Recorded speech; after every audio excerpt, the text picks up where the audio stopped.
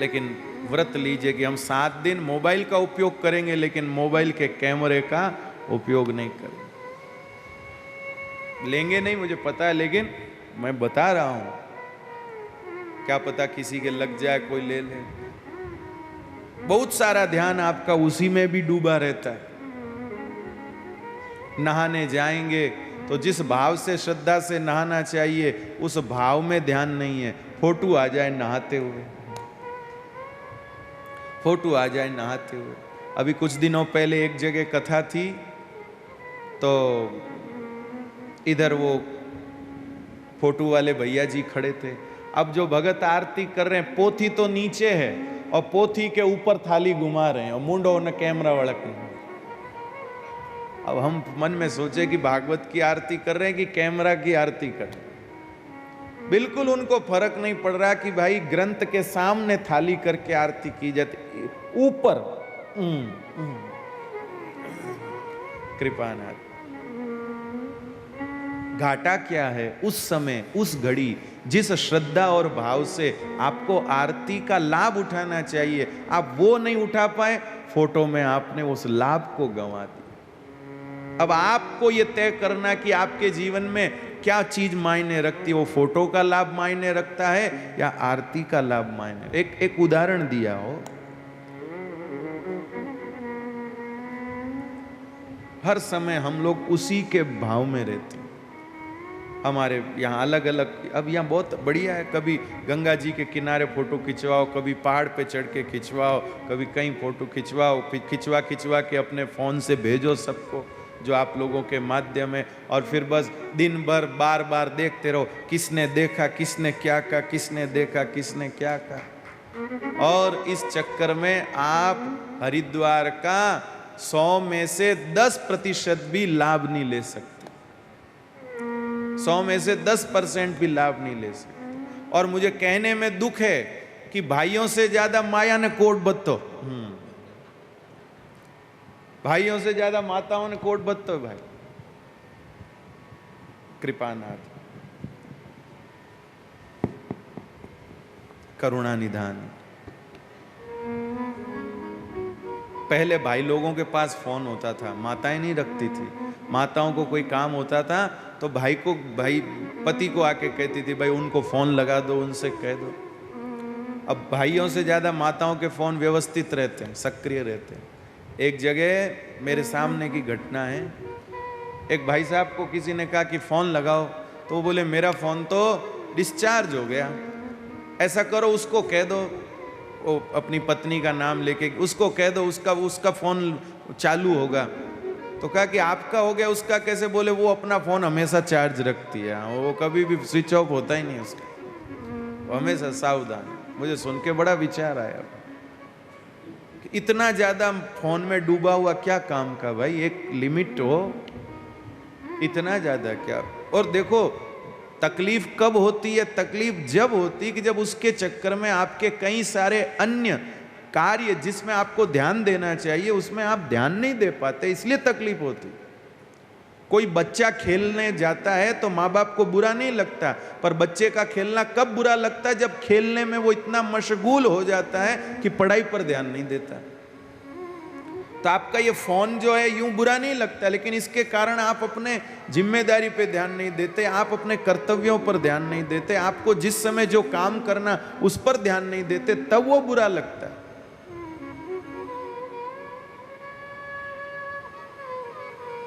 इसलिए मेरे भाई बहन ध्यान दीजिए, अपने भाग्य को मत लजाइएगा। आए हैं तो लाभ उठा के जाइए। आप जाएं तो आप कुछ अनुभूति लेके जाएं। आप जब वापस लौट के घर जाएं, कोई पूछे हरिद्वार गए थे? हाँ। कथा सुनने गए थे? हाँ। तो क्या लाए? ऐसे नहीं कि वो जरीकन कर दें आगे कि ये 5 लीटर गंगा जल लाए, या हमारे यजमान जी कोई भेंट दें, कोई पता नहीं क्या देंगे आपको, कोई चित्र दें, कोई थैली देखिए, देखो ये लाए, और क्या लाए। बस मेरे भाई बहन, ये नहीं, आप अपने दिल में कुछ ऐसी मिठास लेके जाएं, अपने दिल में कुछ ऐसी अनुभूति लेके जाएं कि जो आपको इतना माला माल कर दे कि दोबारा हरिद्वार आना नहीं भी हो तो भी हरिद्वार नाम सुनते ही आपके अंदर वो अनुभूति जागृत हो जाए। मेरे भाई ऐसा कमाई करके जाना, मेरे कमाई करके जाना, बस कान खोल के सुन लीजिए, खाली हाथ मत जाना, कमाई करके जाना, कमाई करके जाना। तो नारद जी महाराज के मन में आई कि भाई भाग दौड़ चलती रहती है, चलो किसी ऐसी जगह जाएं जहां जाकर के भजन कमाएं, खूब सत्संग करें, नाम स्मरण करें। तो ये सोच करके श्री नारद जी महाराज घूमते घूमते श्री धाम वृंदावन में आए। और वृंदावन का तो आनंद कहना ही क्या, चलो रे मन श्री वृंदावन धाम।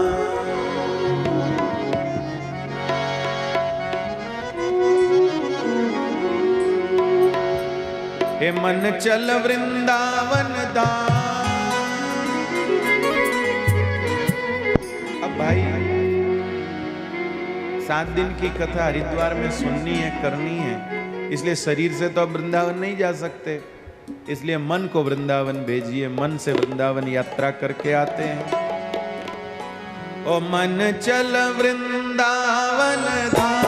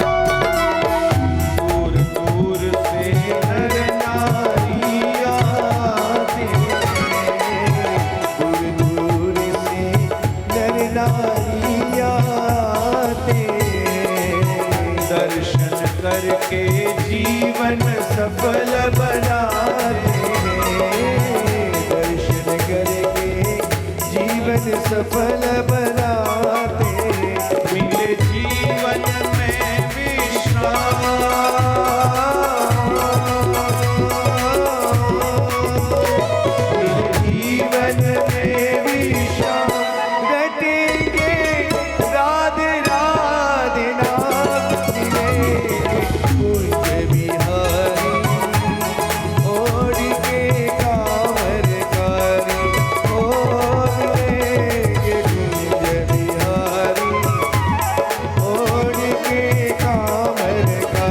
मन चल वृंदावन राम, मन चल वृंदावन राम, रटेंगे राधे राधे राम रे, कुंज बिहारी ओढ़ के कामर कारी, हो मिलेंगे कुंज बिहारी ओढ़ के कामर कारी, हो मिलेंगे कुंज बिहारी ओढ़ के कामर कारी, हो मिलेंगे कुंज बिहारी ओढ़ के कामर कारी। तो कृपानाथ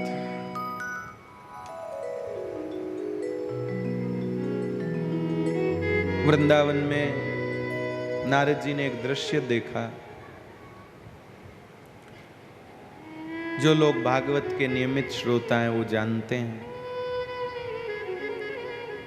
यमुना जी के किनारे एक स्त्री रुदन कर रही थी और दो युवक जो वृद्ध जैसे होकर अचेत पड़े थे। उस स्त्री ने नारद जी को निवेदन किया, मेरा कष्ट दूर करें।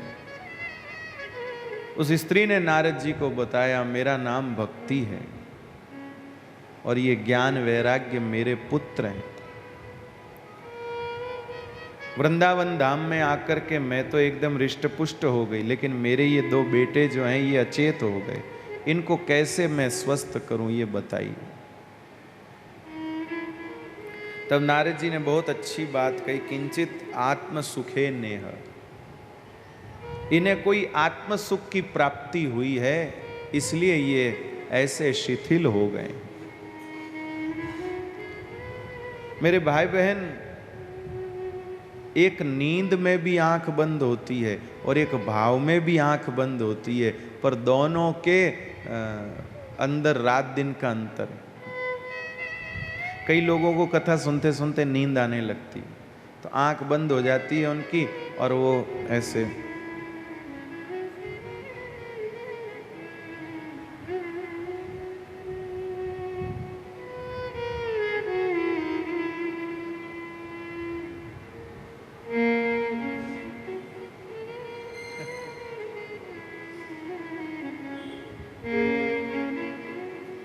अब उनको अगर कोई बगल वाला इशारा करे कि सो रहे, तो उसको वो आंख मूंदे मूंदे ही कहेंगे कि हम सो नहीं रहे, हम भाव से सुन रहे हैं।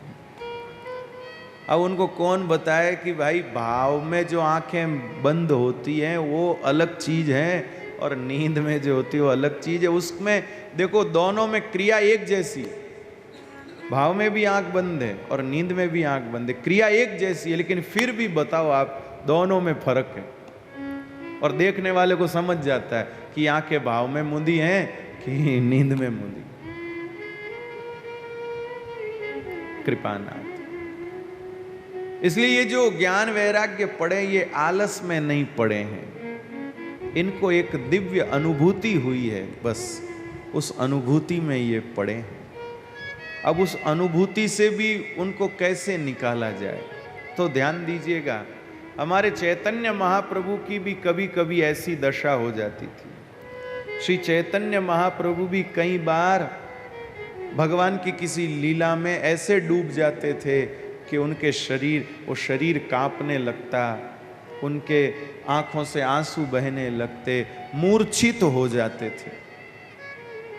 तो महाराज उनके जो सेवक थे, उनके जो परिकर जो उनकी ध्यान रखते थे, वो ऐसे समय में उनको कीर्तन सुनाते थे।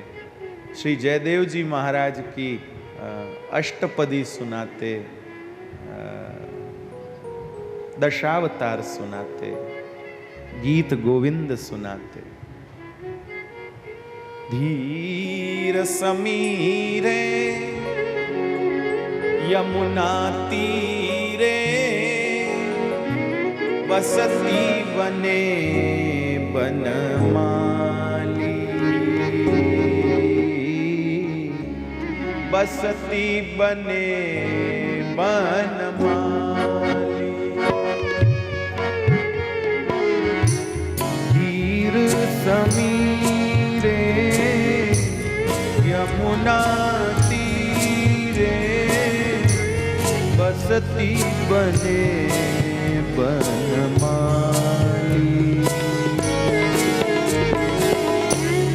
बसती बने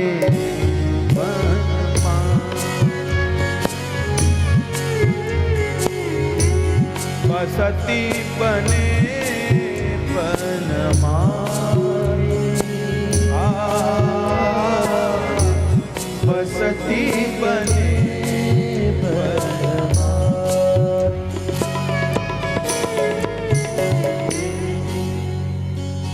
है बहुत मीठा, लेकिन गाया नहीं जा सकता इसमें।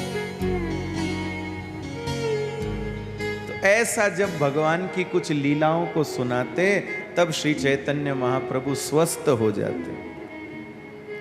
जैसे कई लोग कहते हैं ना कि कांटे से ही कांटा निकलता है, जहर से ही जहर को खत्म किया जाता है, बस ऐसे ही भगवद विरह को भगवद गुणानुवाद से ही दूर किया जाता है। तो उन ज्ञान वैराग्य को जो आत्म सुख मिला, उस आत्म सुख से जो उनकी ये शिथिलता हुई, उस शिथिलता का समाधान कैसे किया जा सकता है? भगवान की कथा से ही किया जा सकता है। जो सुख उन्होंने अनुभव किया, उस सुख का आधार तो भगवान की कथा ही है। तो इसलिए महाराज नारद जी ने कहा, आप चिंता न करो देवी, तुम्हारा कष्ट मैं दूर करूंगा। और श्री नारद जी महाराज निकले, घूमते घूमते आए, उनको सनत कुमार मिले। सदा वैकुंठ निलया हरि कीर्तन तत्परा लीलामृत रसो नमत्ता कथा मात्रे जीवित। वैकुंठ में रहने वाले, सदा वैकुंठ निलया पर हरि कीर्तन तत्परा। अभी कुछ दिनों पहले यहाँ हरिद्वार में ही उमा महेश्वर धाम है।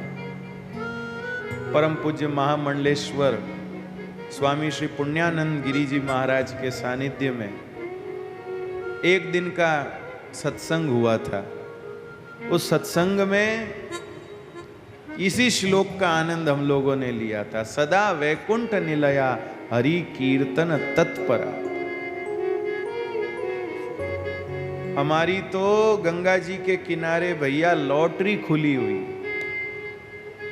हम आपको क्या बताएं, गंगा जी के किनारे हमारे तो ओहो, पंजाबी लोग कहते हैं ना बल्ले बल्ले, तो गंगा जी के किनारे हमारी तो बल्ले बल्ले हो रखी। क्या बताएं आप। इस बार ठाकुर जी ने कृपा करके 3 कथाएं गंगा किनारे दी दास को। 3 कथाएं, ये दूसरी कथा है, तीसरी फिर ऋषिकेश में। और अगले आने वाले वर्ष में ठाकुर जी ने कृपा करके 4 कथाएं दी है गंगा जी के किनारे। हमारी लॉटरी खुली हुई है गंगा जी के किनारे। अब तो ऐसा लगता है कि ठाकुर जी ऐसी कृपा करे कि हर साल कम से कम 2 महीने गंगा किनारे छोड़कर जाना ही नहीं पड़े, ऐसा योग बन गया। इतना आनंद है यहाँ। और मुझे यहाँ ऐसा नहीं लगता है कि मैं बाहर से यहाँ कथा सुनाने आया हूँ। मुझे ऐसा लगता है कि मैं यही कहीं हूँ, आप बाहर से आए हो कथा कराने के लिए। गंगा जी के किनारे भाग खुले हुए हमारे, हम क्या बताएं आपको। मौज हो रखी है, मौज। माँ इतना दुलार करती है, श्री गंगा जी इतना दुलार करती है, क्या बताएं। अपनी गोदी से दूर नहीं जाने देती, क्या बताएं।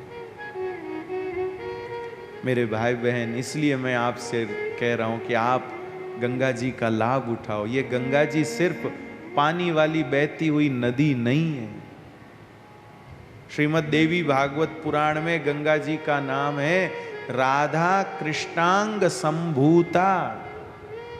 एक बार शंकर भगवान ने ऐसा संगीत गाया, ऐसा संगीत गाया, उस संगीत को सुनकर, उस गान को सुनकर भगवान राधा कृष्ण जो है विगलित हो गए। माने राधा कृष्ण भगवान पिघल करके बह गए, और वो बह करके क्या हुए? यही गंगा हुए मेरे भाई बहन, यही गंगा हुए। ये गंगा और कुछ नहीं, बहते हुए राधा कृष्ण भगवान है।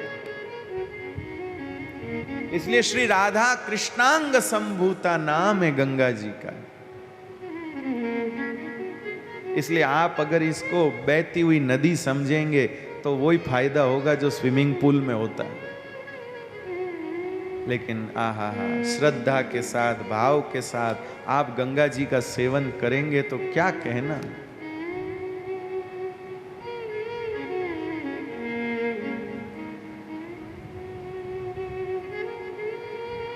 महाराज कवि श्रेष्ठ श्री जगन्नाथ महाराज की गंगा लहरी का एक श्लोकार्थ मुझे बड़ा प्रिय लगता है, ध्यान से सुनिएगा।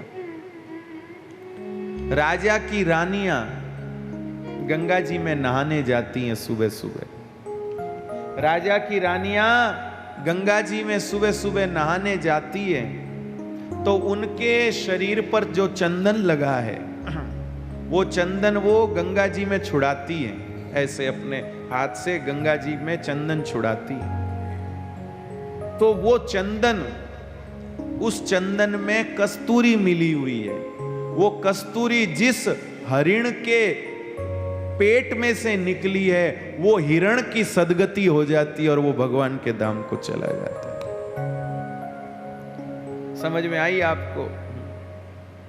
राजा की रानी गंगा जी में नहाती है तो राजा की रानी के शरीर पे लगा हुआ चंदन जिसमें कस्तूरी मिली हुई है, वो कस्तूरी जिस हिरण की है वो हिरण उसकी मुक्ति हो जाती है और वो भगवान के धाम में पहुंच जाता है। ये गंगा जी के जल की महिमा है मेरे भाई बहन, ये गंगा जी के जल की महिमा। तो आप सोचिए, गंगा जी के जल में नहाने वाली रानियों के शरीर पर लगे हुए चंदन में मिली हुई कस्तूरी जिस हिरण की है, वो हिरण अगर भगवान के धाम को पा रहे हैं तो हम जैसे डुबकी लगाएंगे तो क्या गंगा जी हम पर कृपा नहीं बरसाएंगी? क्या अपने महत्व को समेट लेंगी?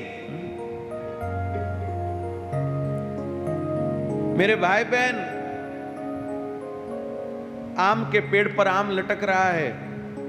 एक व्यक्ति आम के पेड़ पर चढ़ करके आम तोड़ के ले रहा है, दूसरा व्यक्ति पत्थर फेंक के आम तोड़ रहा है। अब जिसने पत्थर फेंक कर आम को नीचे गिराया तो क्या आम उस व्यक्ति पे नाराज होके अपने रस को समेट लेगा? बोलिए ना। जिसका धर्म परोपकार करना है वो ऐसे नहीं होते हैं कि जो मारवाड़ी में कह जूं कि भेड़ा भेड़ा हुए, वो ऐसे नहीं होते। उनका स्वभाव है परोपकार करना, वो बिना भेदभाव के परोपकार करते हैं। ऐसे ही हमारी गंगा मैया बिना भेदभाव के सब पर कृपा करती। कृपा लेने वाला चाहिए भाई।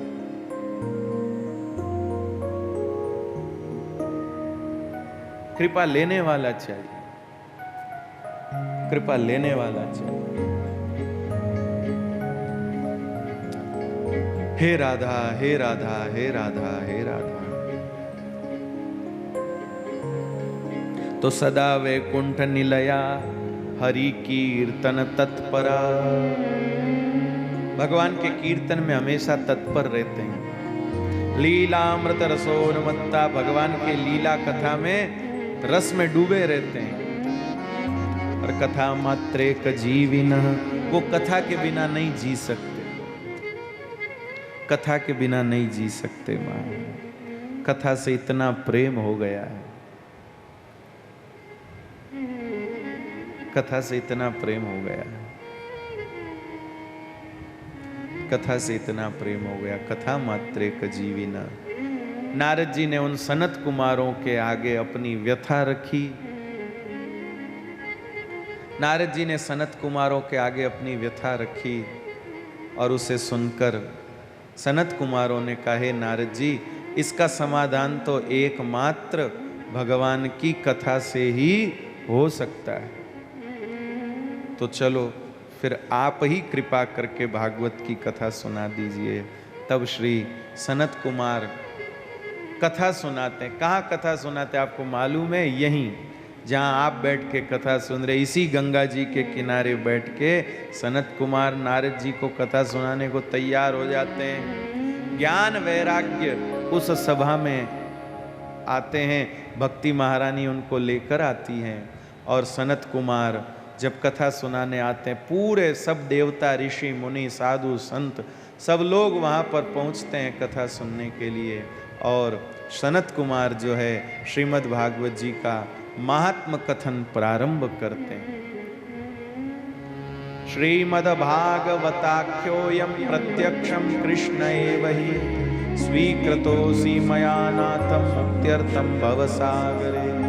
यह श्रीमद् भागवत जी की जो कथा है मेरे भाई बहन, ये साक्षात श्री कृष्ण है। आपको कथा नहीं मिली है, साक्षात श्री कृष्ण मिले हैं, आप लाभ लो। मेरे भाई बहन ध्यान से सुनिएगा, माननीय प्रधानमंत्री जी अगर आधे घंटे के लिए भी आपके घर आ जाएंगे तो आपकी कितनी महिमा बढ़ जाएगी। ओ प्रधानमंत्री जी आपके घर आए, ओ तो आधे घंटे के लिए प्रधानमंत्री जी आपके घर आ जाएं तो आपकी महिमा बढ़ जाएगी। तो अखिल ब्रह्मांड नायक श्री सच्चिदानंद भगवान श्री हरि नारायण भागवत के रूप में 7 दिन के लिए आपके घर में आए हैं, आप उसका लाभ लो मेरे भाई, आप उसका लाभ। तो ये श्रीमद् भागवत साक्षात श्री कृष्ण है, साक्षात श्री कृष्ण है मेरे भाई बहन। आहा, इसलिए इसको सदा सुनो। सदा सेव्या श्रीमद् भागवती कथा यस्या श्रवण मात्रेण हरिश्चित्तं समाश्रये। 18,000 श्लोक, 12 स्कंद, 335 अध्याय, शुक परीक्षित संवाद, ये श्रीमद् भागवत जी का स्वरूप है। महाराज जिसके घर में भागवत की कथा होती है उस घर में रहने वाले लोगों के सारे पाप नष्ट हो जाते हैं, वो घर तीर्थ रूप हो जाता है। उस घर में जो व्यक्ति जाता है उसको तीर्थ में जाने का फल प्राप्त होता है। कथा भागवतस्यापि नित्यं भवति यद्ग्रहे तद्ग्रहं तीर्थरूपं हि वसतां पापनाशनम्। वो घर तीर्थ रूप हो जाता भाई जहाँ भागवत की कथा होती। महाराज श्री सूत जी महाराज वर्णन कर रहे हैं, शौनकादिक ऋषिगणों, सनत कुमारों ने भागवत जी का महात्म गान किया। भक्ति महारानी अपने पुत्र ज्ञान वैराग्य के साथ उस सभा में आई और भागवत के महात्म से ही ज्ञान वैराग्य का कष्ट दूर हो गया। तुंगभद्रा नदी के तट पर आत्मदेव नाम का एक ब्राह्मण रहता था। सनत कुमार वर्णन करते हैं, उनके धुंधुली नाम की एक स्त्री थी। अब पंडित जी खूब पाठ पूजा करते थे, खूब दान दक्षिणा लाते थे।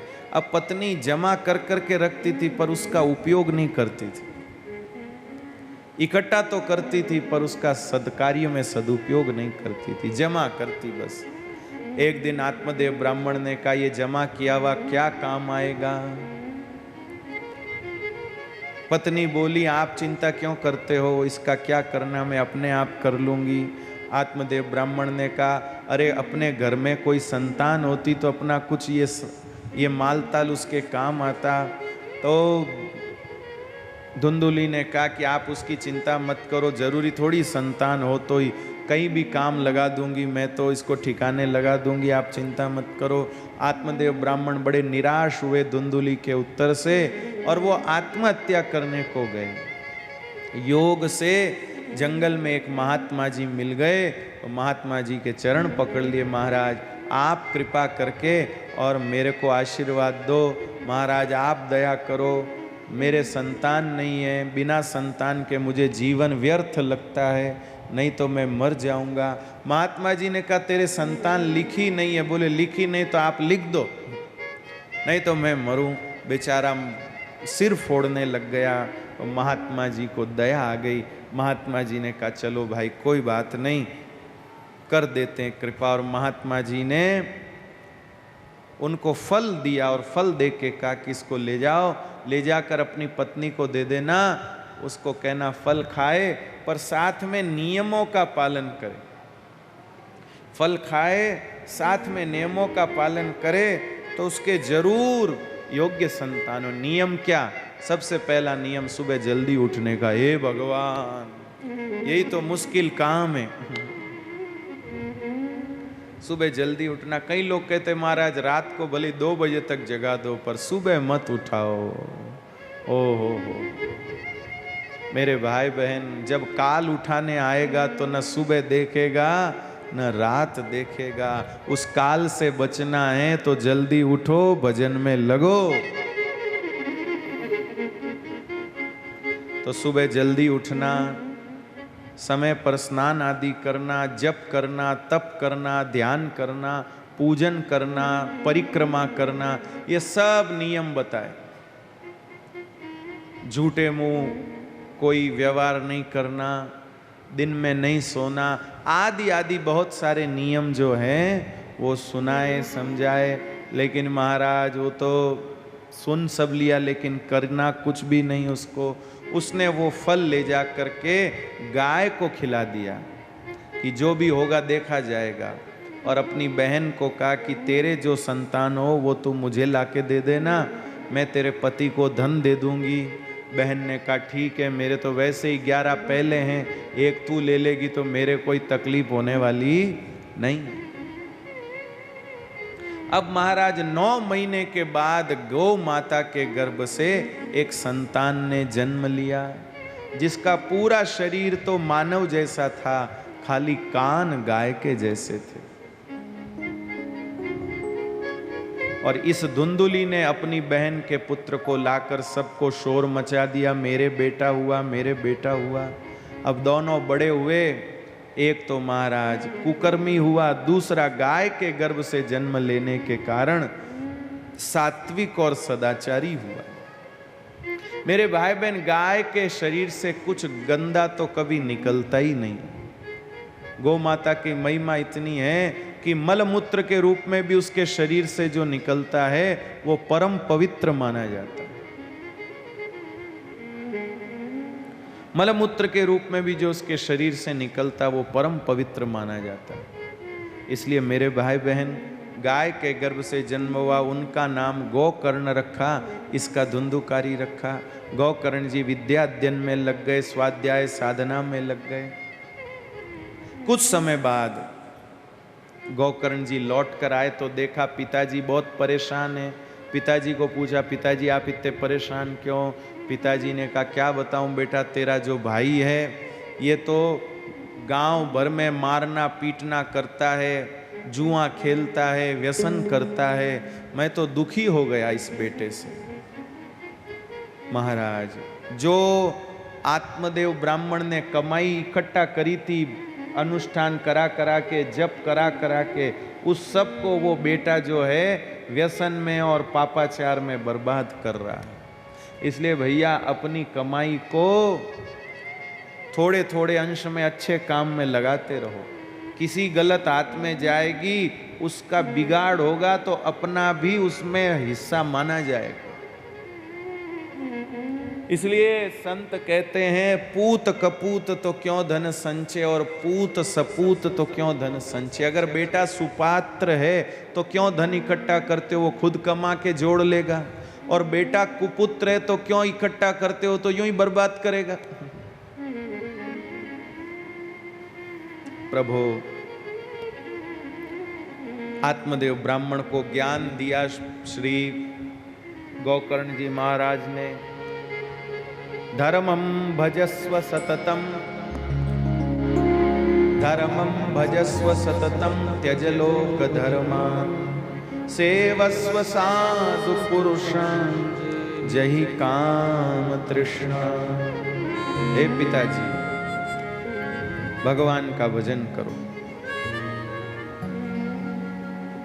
भगवान का भजन करो पिताजी, भगवान का भजन करो। हे पिताजी, धर्मं भजस्व सततं त्यज लोक धर्मान् सेवस्व साधु पुरुषान् जयि काम तृष्णा। अन्यस्य दोष गुण चिंतन माशु मुक्त्वा। दो काम छोड़ दो, क्या? दूसरों के दोषों को देखना और दूसरों के गुणों को देखना, दोनों ही छोड़ दो। दोष देखोगे तो निंदा प्रकट होगी और गुण देखोगे तो मोह बनेगा। इसलिए अन्यस्य दोष गुण चिंतन माशु मुक्त्वा। और क्या करना? सेवा कथा रस महो नितराम पिबत्व। ठाकुर जी की सेवा और ठाकुर जी की कथा, ये सुनो मेरे भाई बहन, इससे कल्याण हो जाएगा। पिताजी के बात लग गई और पिताजी घर छोड़कर चले गए। पीछे से महाराज अब इस धुंधुकारी ने अपने माँ को सताना शुरू किया। ला धन दे, ला धन दे, कहाँ छुपा के रखा, ला दे ला दे। ऐसे धन के लिए बार बार अपनी माँ को सताने लगा। दुखी होकर माँ ने भी कुएं में कूदकर आत्महत्या की। अब ये धुंधुकारी जो था, इसने वैश्याओं का संग कर लिया और वैश्याओं को सुखी करने के लिए राजा के यहाँ चोरी करके उनको धन दिया। महाराज राजा के यहाँ चोरी करके धन दिया तो मेरे भाई बहन, वैश्याओं को लगा कि राजा के यहाँ चोरी करी है तो कभी न कभी पकड़ा जाएगा, तो हमारे ऊपर भी तक संकट आएगा, इसलिए इसको मार डालो। तो वैश्याओं ने मिलके और दर्दनाक तरीके से इसको मार डाला। ये मर करके प्रेत बना और प्रेत बन करके भटकने लगा। महाराज गौकर्ण जी के आगे इसने अपनी व्यथा रखी। तब गौकर्ण जी ने सूर्य नारायण भगवान की आज्ञा लेकर के और श्रीमद् भागवत जी की कथा सुनाई। 7 दिन तक उस धुंधुकारी ने भागवत की कथा सुनी। अब उसका वायुमय शरीर था, वायुमय बोले तो हवा का शरीर था।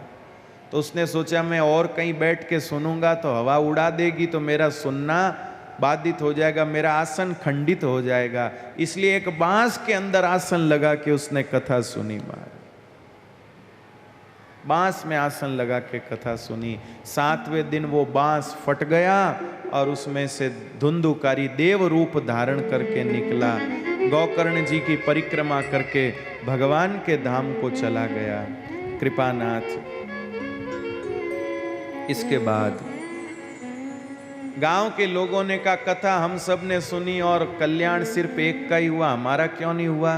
तो गौकर्ण जी ने कहा जितने ध्यान से इसने सुनी आपने उतने ध्यान से कहां सुनी? एक कथा के समय कितना ध्यान इधर उधर रहता है। कितने सारे काम हम कथा सुनते सुनते कर डालते हैं। ये तो चलो गर्मी का मौसम है, सर्दी का मौसम हो तो माताएं पूरा पूरा स्वेटर बना देती।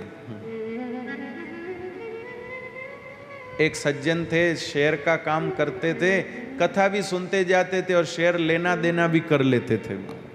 फोन नीचे रखा रहता था और उनका उद्योग चलता रहता था। बोले महाराज एक पंथ दो काज। वाह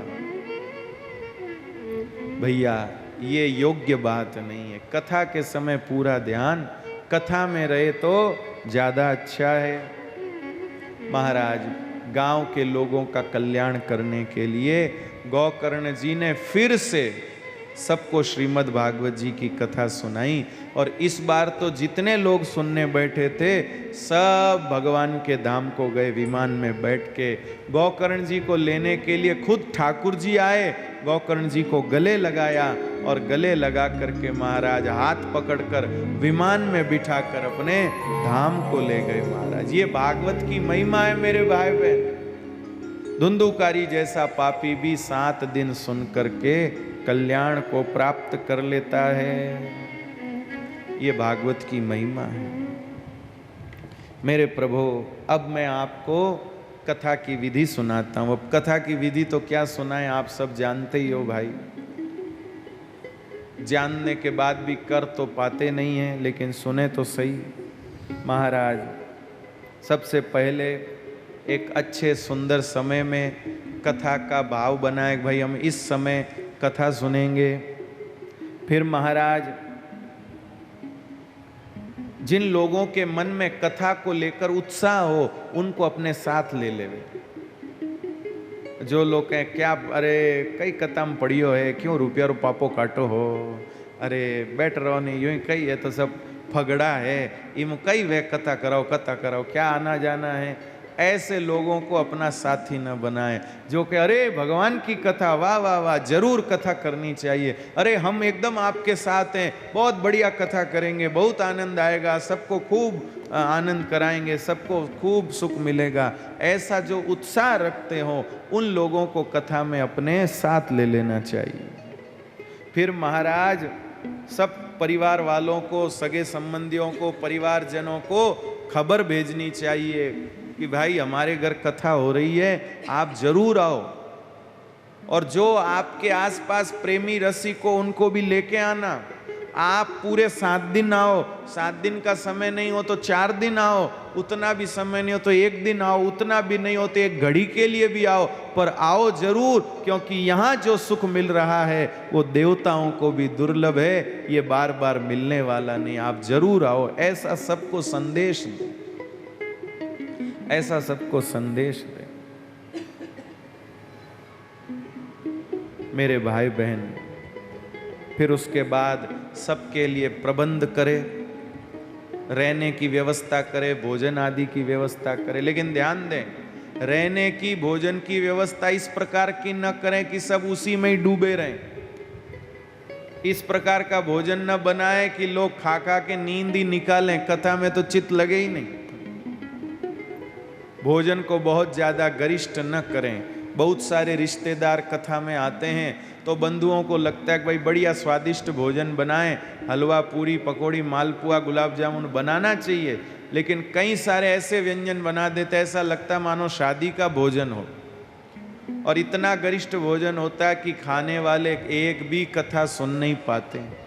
महाराज कभी गुलाब जामुन अपनी उपस्थिति का अनुभव कराता है, कभी महाराज पकौड़ी अपनी उपस्थिति अनुभव कराती है, कभी वो छोले भटूरे अपनी उपस्थिति का अनुभव कराते हैं, भगवान की उपस्थिति का अनुभव तो कर ही नहीं पाते। इसलिए भैया इस प्रकार का प्रबंध नहीं करें कि हमारा प्रबंध ही कथा में बाधक बने।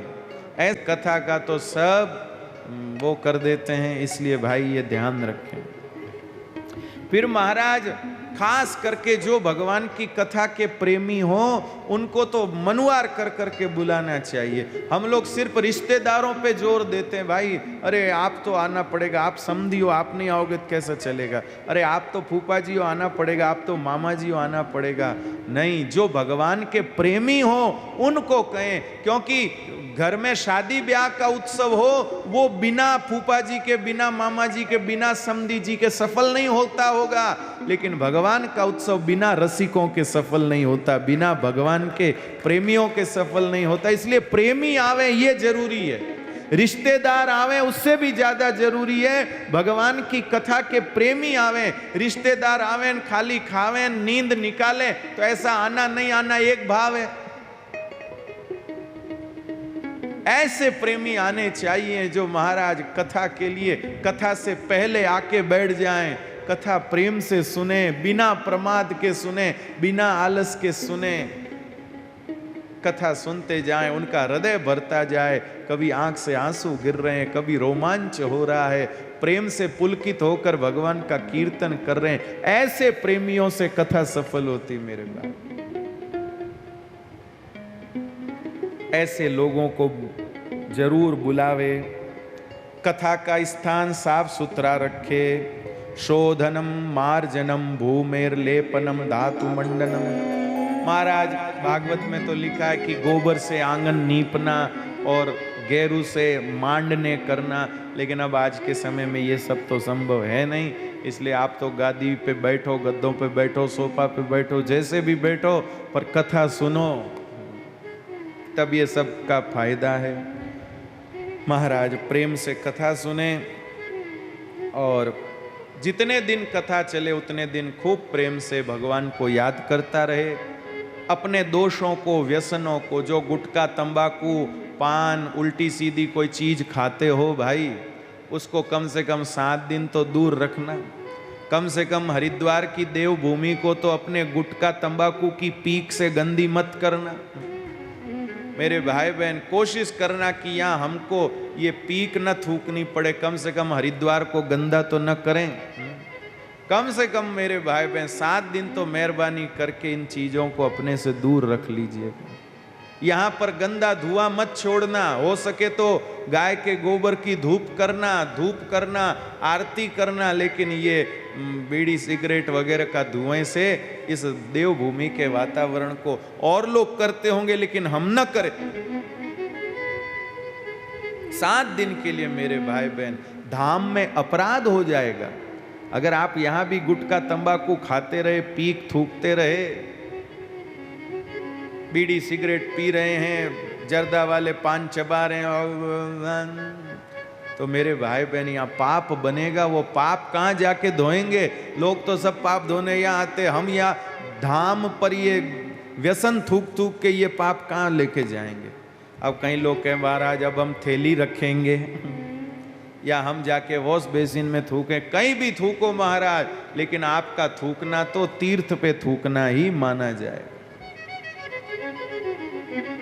मेरे भाई बहन, इसलिए ये ध्यान रखें, व्यसन न करें, पितरों का आराधन करें, देवताओं का आराधन करें, विधि विधान से सब उत्साह के साथ पूजा करें। यूं ये अरे हाँ करो कनी, हमें जल्दी करो कनी, ऐसे नहीं, उत्साह से। हाँ पंडित जी खूब प्रेम से कराओ। गणेश जी को पुष्प चढ़ाओ, जय हो गणेश जी महाराज की जय हो, जय हो माता जी की जय, जय हो पितृदेवों की जय हो, जय हो शंकर। ऐसे उत्साह के साथ, प्रेम के साथ, श्रद्धा से पूजा करिए।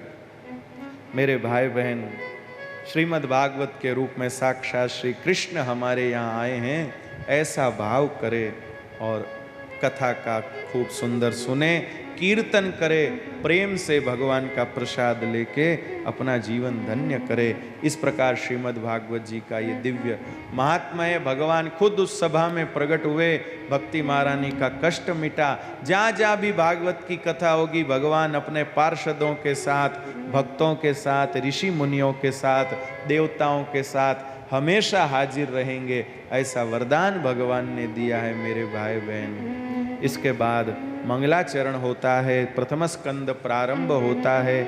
जन्मांधस्य यतोऽन्वयादितरतश्चार्तेष्वभिज्ञस्वराट् तेने ब्रह्महृदाय आदिकवये मोयन्ति यत्सूरय तेजो वारिमुदां यथा विनिमयो यत्र त्रिसर्गोर्मृषां धाम्ना स्वेन सदा निरस्तकुहकं सत्यं परं धीमहि।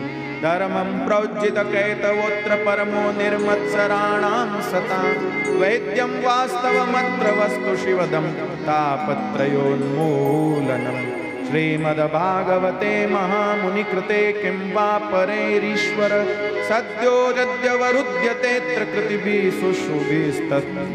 शुश्रुभिस्तत्तक्षणात् निगमकल्पतरोर्गलितं बलं शुगमुखाद्रमतुवसंयुतं पिबत भागवतं रसमालयं मुहुरहो रसिका भुवि भावुका। नैमिषे निमिषः क्षेत्रे ऋषयक्षोणकादय सत्रं स्वर्गाय लोकाय सहस्रसममासत। त एकदा तु मुनयः प्रातरहुतहुताग्नय शतकृतं सूतमासीनं प्रबच्चोरी दमादरा। महात्मा लोगों ने सूत जी महाराज को आसन पर विराजमान किया और कहा, महाराज कलयुग आ गया है, इस कलयुग में जीवों का कल्याण कैसे हो?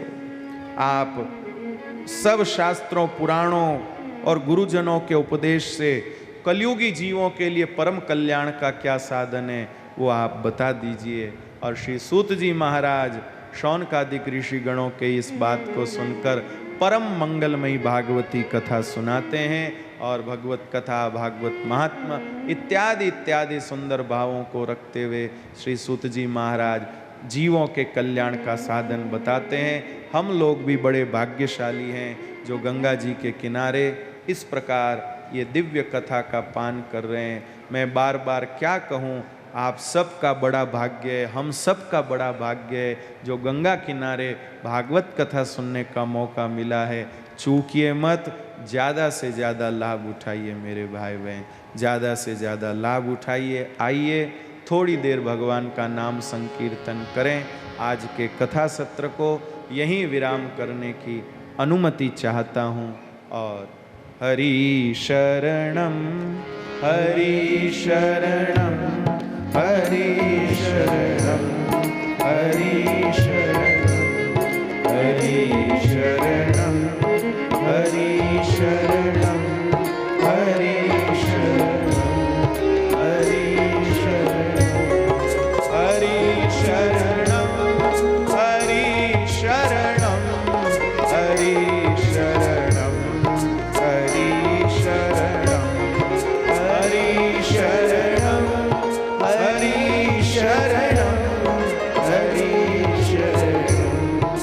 हरि शरणम हरि शरणम हरि शरणम हरि शरणम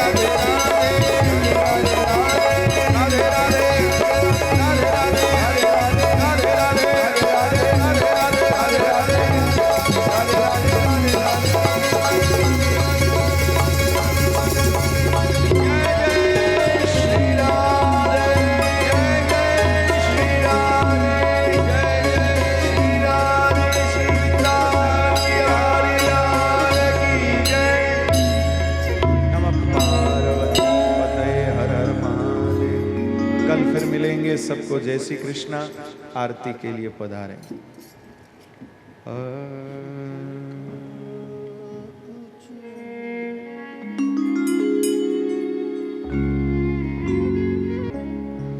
जयकारा कारा प्रभु नटवर नंदलाला मीठी मोरली वाला मीठी मोरली वाला गोपीना प्यारा ओम जयकारा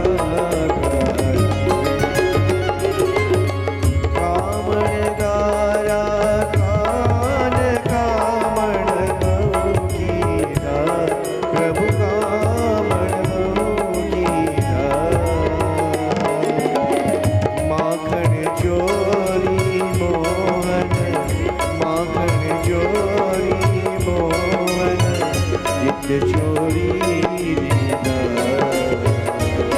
ओम जयकारा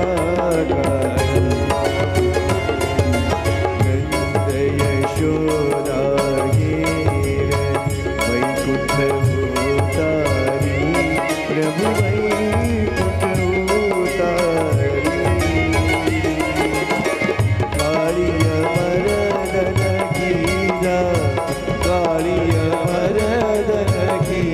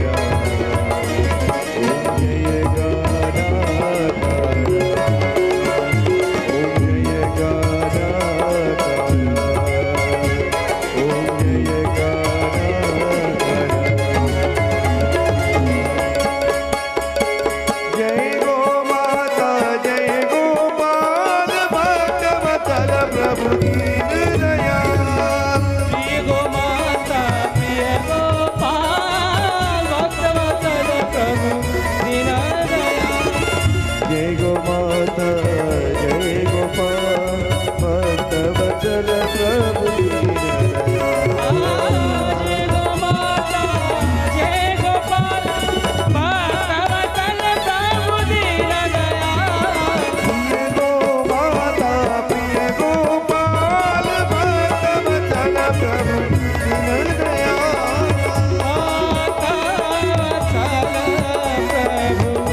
दीन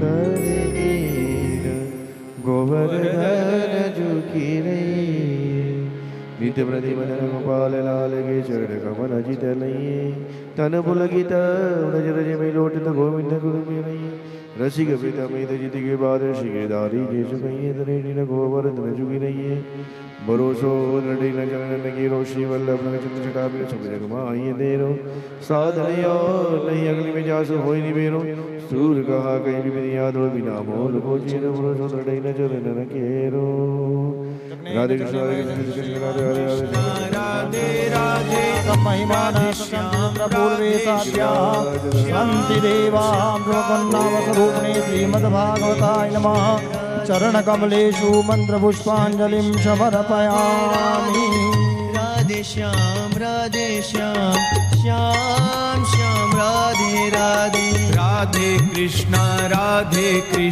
कृष्णा कृष्णा राधे राधे राधे श्याम श्याम श्याम राधे राधे राधे कृष्ण कृष्ण कृष्ण राधे राधे राधे श्याम श्याम श्याम राधे राधे कृष्णा कृष्णा कृष्णा राधे राधे राधे राधे श्याम श्याम राधे राधे राधे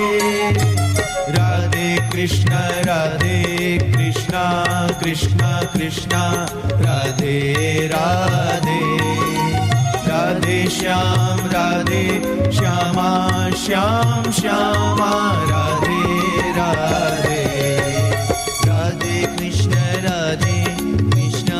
कृष्ण कृष्ण राधे राधे राधे